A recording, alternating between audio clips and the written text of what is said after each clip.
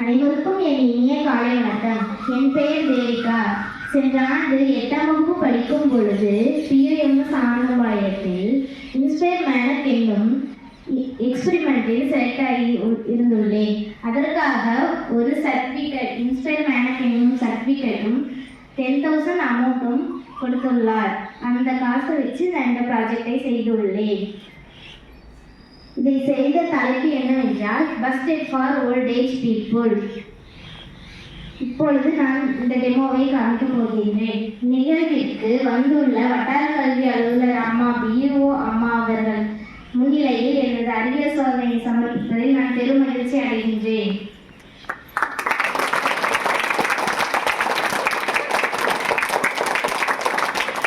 எனது இனக்கண்டு என்னை ஊக்குவித்த தலைமையாசிரியர் அவர்களுக்கும் மிக்க நன்றி.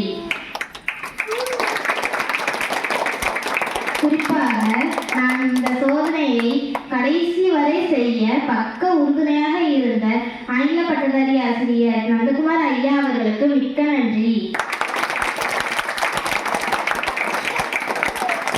மற்றும் நான் சோதனையை செய்யும் பொழுது சில வழிகளில் ஆலோசனைகளை கூறிய மற்றும் பிற ஆசிரியர் பெருமக்கள் அனைவர்களுக்கும் மிக்க நன்றி.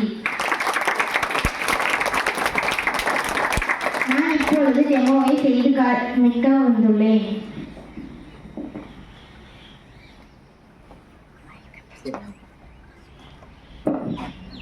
இப்ப இந்த பஸ், அதாவது டிரான்ஸ்மிட்டர், இந்த சிக்னலும் அந்த சிக்னலும் கனெக்ஷன் ஆகுறப்ப இதாகும்.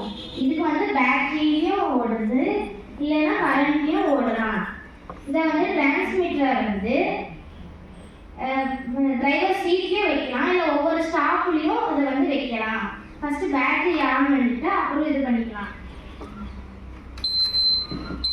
இப்போ டிரான்ஸ்மிட்டருக்கு அதுவே தானாக ஆன் ஆகி அப்புறம் மேலே பெரியவர்கள்லாம் ஏறினதுக்கு அப்புறமேட்டு அதுவே உள்ளே போய்க்கும். இதனால பெரியவர்கள் வந்து படியேறதுக்கு வந்து ரொம்ப சிரமப்பட மாட்டாங்க. இதுதான் இதோட கான்செப்ட்.